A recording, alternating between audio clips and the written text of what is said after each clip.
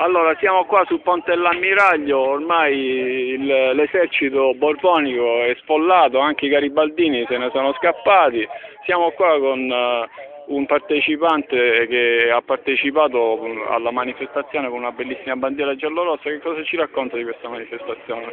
Diciamo che questa manifestazione ancora una volta i politici italiani e i politici nostrani siciliani devono far passare una storia che sicuramente è una storia scritta sbagliata, perché oggi nei libri di scuola si raccontano soltanto bugie e falsità storiche.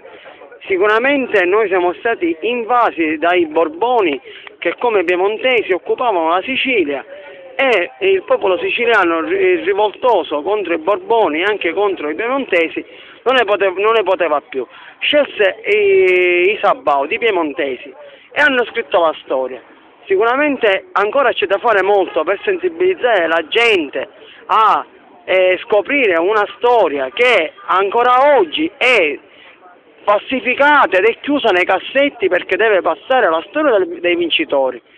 E noi apprezziamo tanto il lavoro fatto fino ad oggi da parte nostra, di ogni singola persona che si è prodigata in ogni sé, in ogni dunque, in ogni veramente per cercare di dire alla gente, vedete che falsità sono state raccontate ed è giusto che oggi noi ci dobbiamo riprendere la nostra storia.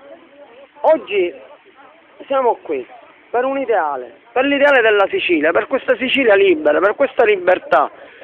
Nel 1946 si è adottato lo Statuto di autonomia speciale, uno statuto calpestato dai politici nostrani e quelli italiani, perché la corruzione, la malavita si è messa dentro a questa perla che lo Statuto siciliano poteva essere il volano per noi competere con i paesi euro-mediterranei, e invece oggi noi siamo una colonia dell'Italia e una colonia del Mediterraneo, perché se noi pensiamo che i nostri fratelli maltesi, 364.000 abitanti, sono indipendenti grazie a Domenico Mintoff, perito maltese, un grande uomo politico, ha riuscito a dare l'indipendenza all'isola, noi ancora siamo sotto il dominio di questi politici che ci stanno distruggendo.